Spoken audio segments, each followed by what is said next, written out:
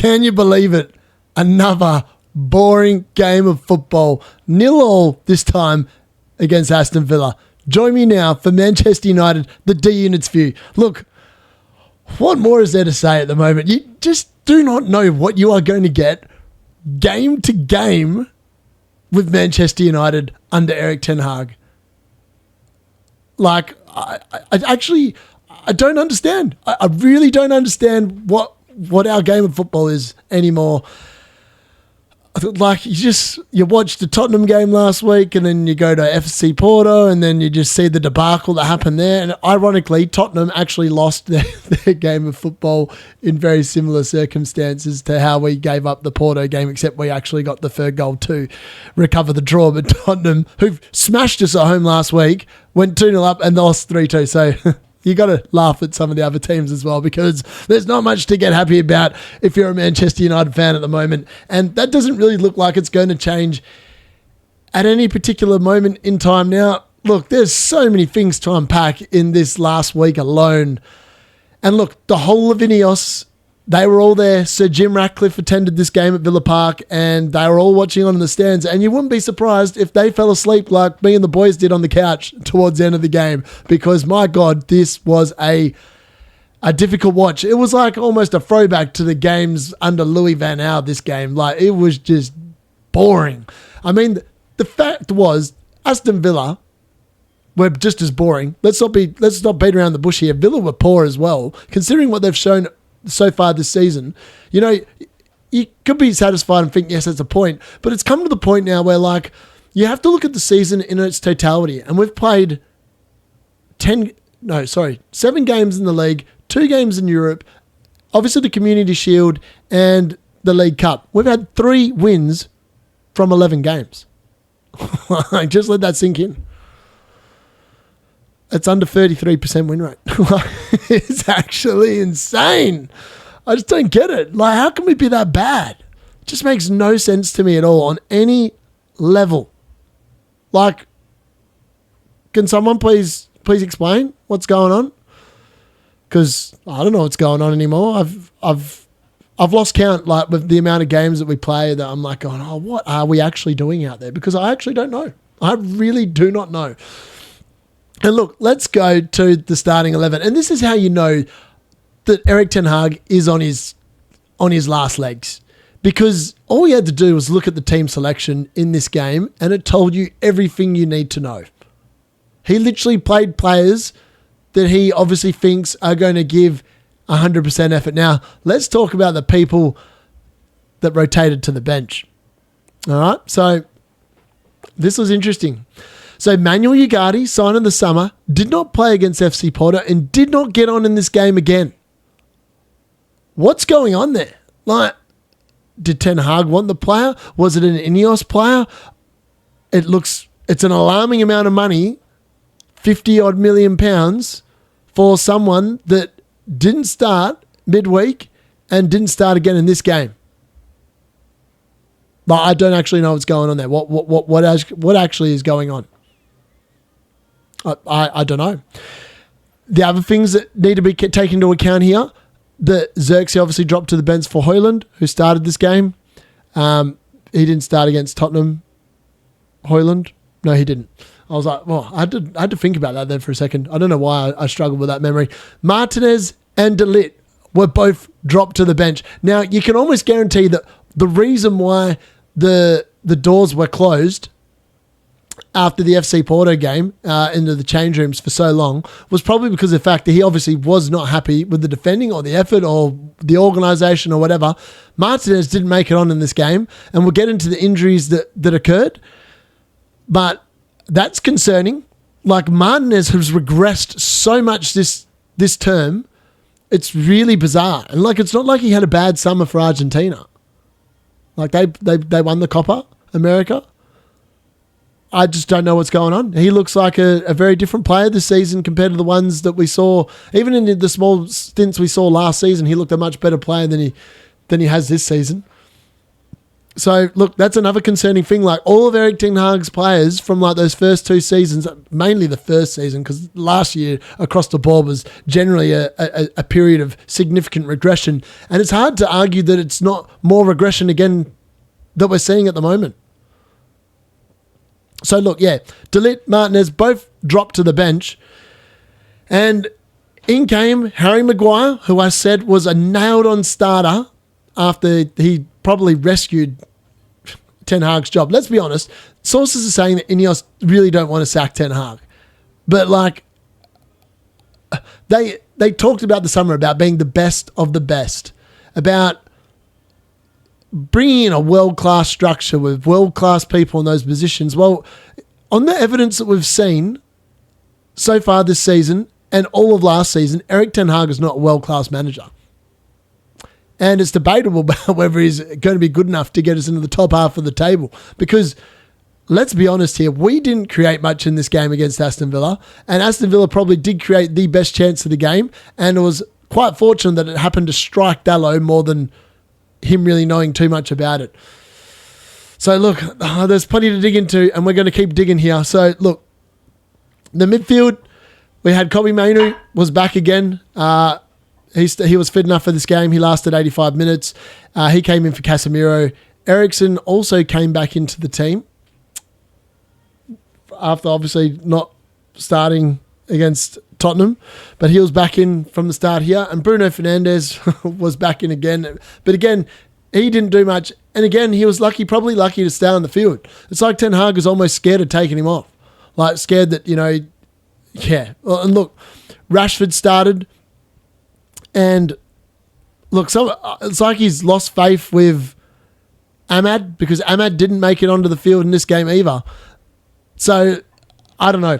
It's very, I don't know. It reeks of a manager that's in desperation mode at the moment. And that's what it feels like. And I mean, like, I'm all for entertaining games of football. And like, I'd rather the Porto game than the one on the weekend. The one on the weekend was just devoid of anything. It was just I don't know. But look, Johnny Evans, man of the match, country mile, he had an absolute blinder out there. He talked about nerves after the game, like before the game, but like, yeah, he was just brilliant. I love listening to Johnny Evans. If there is a better club man in football at the moment, I'd like to know. Let me know in the comments if you can think of anyone else at another club that's a better clubman than Johnny Evans and what he gives to Manchester United Football Club. Because I honestly can't think of anyone else that does a good a job as what he does. He's brilliant. Brilliant defender. Great club servant. I'm so glad we actually brought him back. But, like, this is the scary thing. With Martinez and De Ligt aren't injured, and we're starting... Forget me if I'm wrong. I'm pretty sure Johnny Evans is 37. He might be 38. But that's insane. To be starting someone that like, that's what I'm saying. INEOS have come out and said, with the long-term vision or whatever, but look at the team that he picked on the weekend. Eriksen is not long-term vision. He's early 30s. He's got no contract beyond this season. He's probably gone at the end of the year. Like, that doesn't look like great forward planning to me. If we look at the backline, Johnny Evans, love him. He's brilliant, but he shouldn't be starting at all. Like, he's meant to be the 5th choice centre-back. And let's talk about the subs as well. So this was also very interesting. Now, my man... my non-man, should I say, the GOAT, Anthony, came on instead of Ahmad, which maybe is a sign that Erik Ten Hag has lost faith in Ahmad. It's also why Ahmad left my fantasy Premier League team, because I just don't think Ten Hag is going to play him again anytime soon. Just don't know why. That's the feeling I've got. Again, I just think it ruins the balance. And I tell you what, Garnacho doesn't do much from the start. So I actually think he probably needs to go back to the bench. And look, he's probably going to play Anthony. I honestly don't know. It's so hard to read Ten Hag at the moment. Super hard. It looked like, yeah. So look, the subs didn't make a hell of a lot of sense. So let's talk about the injuries as well. So we finally saw the defence just carked it pretty much in the first half. Harry Maguire looked like he'd done a fire or something like that. And Mazraoui's also went off at halftime injured. So then we started with the amazing Victor Lindelof. He was in at right back, which is really interesting. I want to get to that in a second. So Victor Lindelof came in at right back and De Ligt came back in at centre half alongside Johnny Evans. But no, Martinez didn't come on. It's so hard to believe that. I actually can't believe that he just sat on the bench the whole game. It's like Ten Hag's just basically saying you're not good enough at the moment or whatever. And I don't know how much more of the dressing room can he lose before they just stop playing for him, because I tell you what, it must be a pretty disjointed place at the moment, and I don't know, something that is going to have to be watched. The international break is, people have talked about, he had 3 games. I've said, I think if it was up to me and I was making a decision, I'd just get rid of him. I actually can't see any way back or any world where Ten Hag takes United back to the top. I just can't see it. We might win another cup under him. He seems to be a really good cup manager. But in terms of league form, it's just been bang average for the last 15 odd months. I just don't think that's good enough. And the danger is that we have another season like the Ollie season. So Ollie, they sacked him. It was probably too late in the season, and then Ralph Ragnick came in, and it was an absolute shit show. That's what it was. Let's be honest. There's no ifs, no buts, no maybes. It was crap. We are in danger that if we don't make the change now, we have another month of football like the one we've just had, and instead of being 7 games in, and I think it's 7 points adrift of Aston Villa in 4th, we will be 11 games in or 12 games in when the November international break comes in, and we could be 12 points off and the season completely over. We're sitting currently in 14th place on the table. Now, answer me honestly, is that good enough? Is that good enough? Let me know in the comments. Is that good enough for a Manchester United manager to have, after 7 games, the worst start since it became the Premier League? It is now officially the worst start. We have 8 points after 7 games. We are literally almost going at 1 point a game. It's unbelievably bad. I don't know how much slack you cut him. And INEOS don't sack him here. As I said, they run the risk of the season just drifting along. And that's what the ESPN writer, Mark Hogden, I think, wrote a piece last night for the ESPN network just about the fact that, United are drifting. We played a boring game of football. He's literally in survival mode. Let's not kid ourselves. If Erik Ten Hag survives this international break, he is still going to be in survival mode. I don't know what he does to turn this around. I don't think he can turn it around. And I just think that if you know that he's incapable of turning around, why would you wait to make a change? And the people will be saying, well, there's other managers out there. Well, which ones are we going to get? All the good ones are still the same available as it was in the summer. And look, there are big, fat question marks over a lot of them. Like Thomas Tuchel, do we really want him? He's won a few things, but again, he probably want to change half that squad. Let's be honest. This is the problem. Then there could be the man, the GOAT, Gareth Southgate. Now, how would you feel about Gareth Southgate coaching Manchester United? You can see it. I can picture a world where it happens. But my God, it's not a world I want to be in. After watching him pretty much deny England winning a major trophy in the last 3 tournaments. I want a more, I don't know what you're looking for. Gareth Southgate's just a very dull person, generally to the media and stuff. He seems to be a great man manager, and he probably would be good at bringing the dressing room together. I just don't think he's going to win you anything. That's the problem. So, yeah, look, there are some positives to take out of this result on the weekend. So I want to talk about them because I don't want to be just a negative Nancy, but... So we kept the 4th clean sheet of the season in the Premier League. That's not too bad, all things considering. So that's the 4th clean sheet out of 7 games. Could be worse. Could be better. Yeah, so obviously it was the Fulham game at home, the Southampton game away, and then obviously Aston Villa, this game here, and then there's another one wherever we got the other point in. That can't be right though, because we didn't keep a clean sheet in the other one. I swear I just read some stat on that about he's now up to 4 clean sheets. That can't be right. It must be 3. Let's have a look. Fixtures.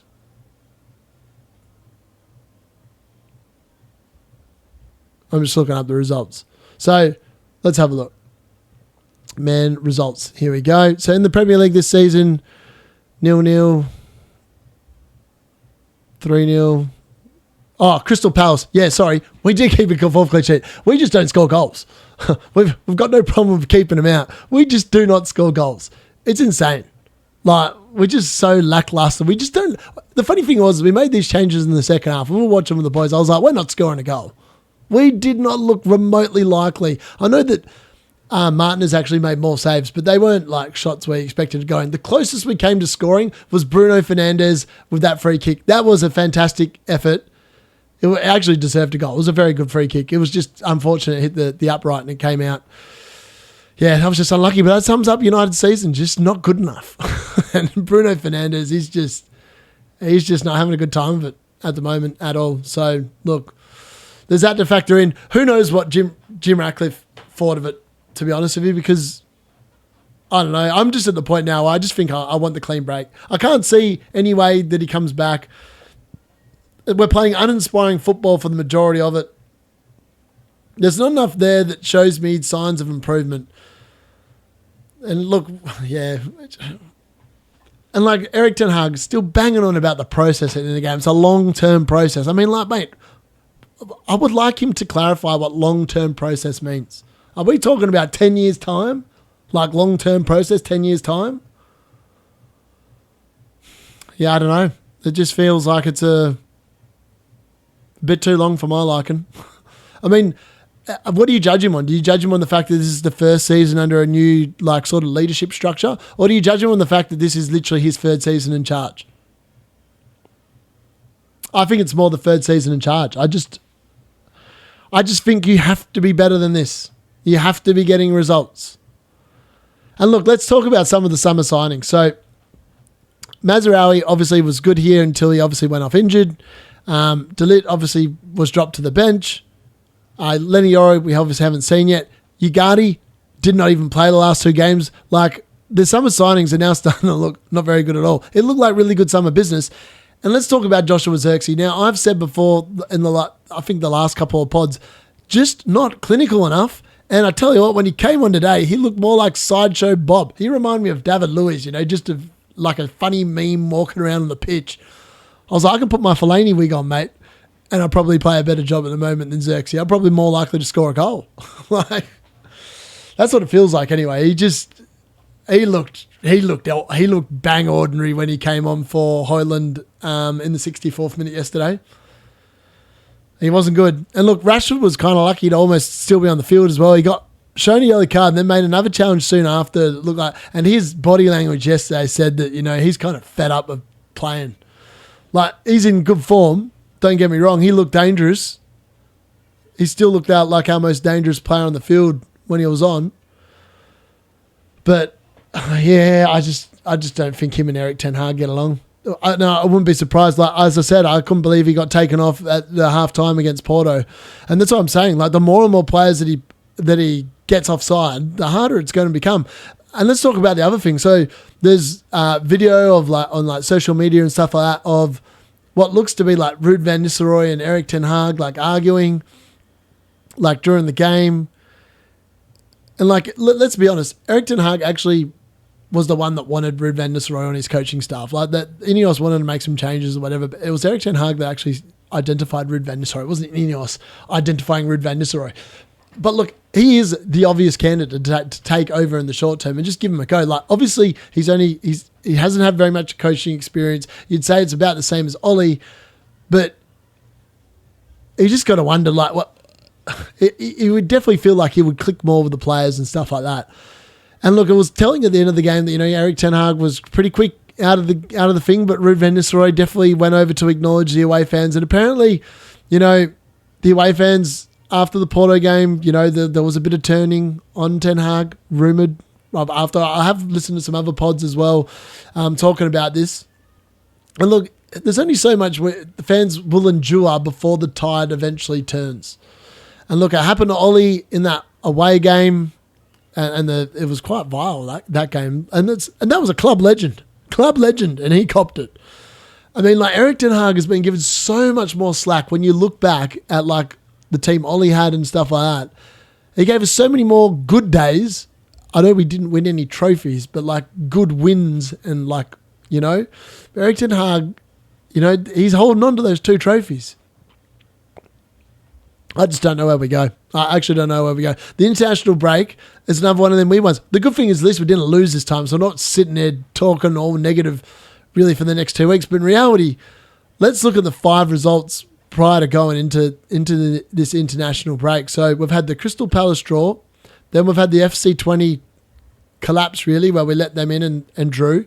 Then we had the Tottenham mauling at home. Then we had the FC Porto debacle away. And then we've had a boring goalless fest against Ashton Villa away. It's not a good run of results. And if you look at the 2 before that, it was a nervy win against Southampton, really. It wasn't a convincing win.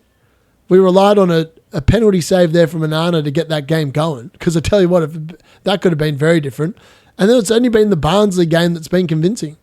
And this is a similar story to last season, where like our most convincing performance of the season was probably that Crystal Palace 3-0 win in the Carabao Cup at home. And like the results aren't there. And you can only, as I said, we just can't afford to drift. And at the moment, the club is drifting. And it's just not good enough. But at the end of the day, it is just not good enough. Like, but shout out to Johnny Evans. Fantastic. He was fantastic. And like Onana, again, was solid. And like it's a good thing that Onana's having a much better season compared to last season. Because if Onana was having a bad season like last season, this season I actually think would be almost terminable for Erik Ten Hag. And Onana's played super well for him this year. And that can't be overlooked either.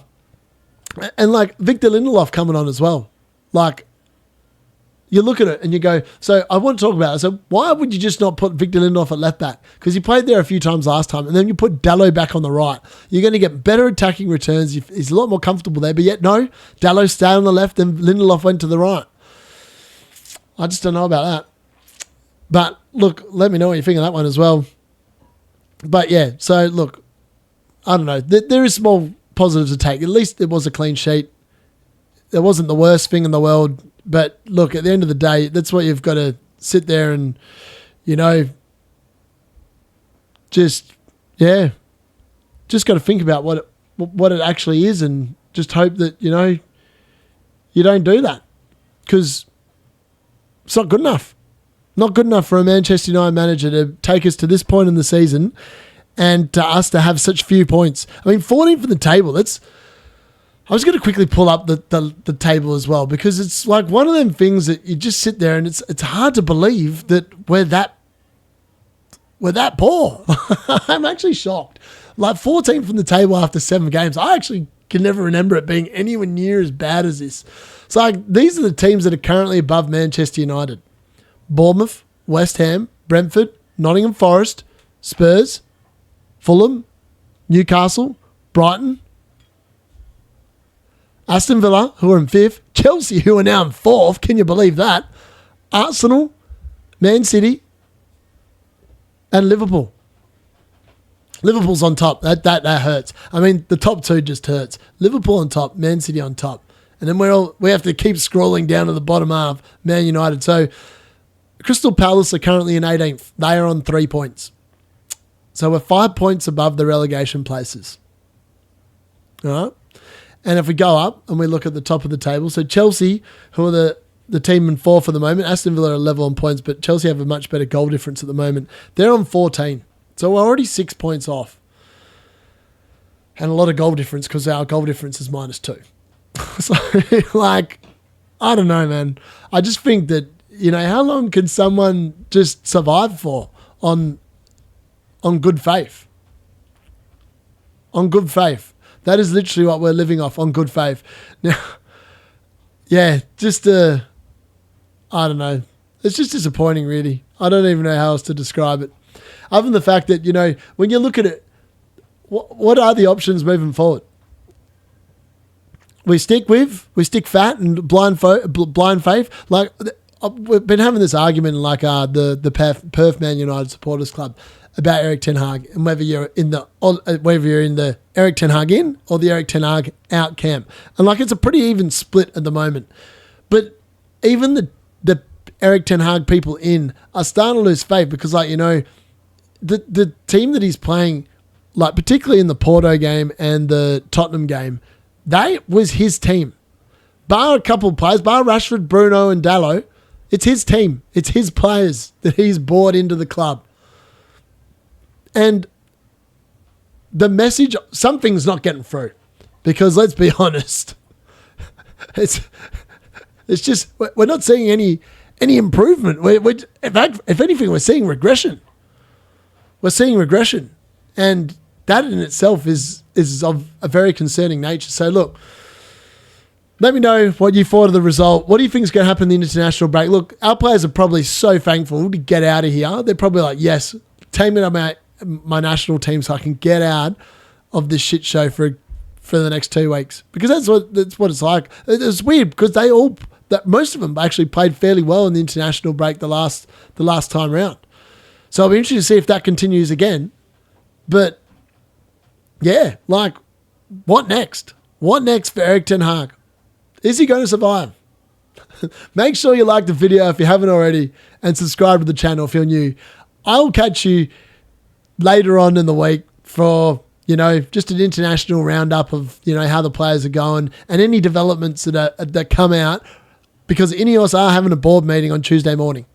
Well, Tuesday during the day. It's a scheduled board meeting. You wouldn't think there'd be any announcement before then.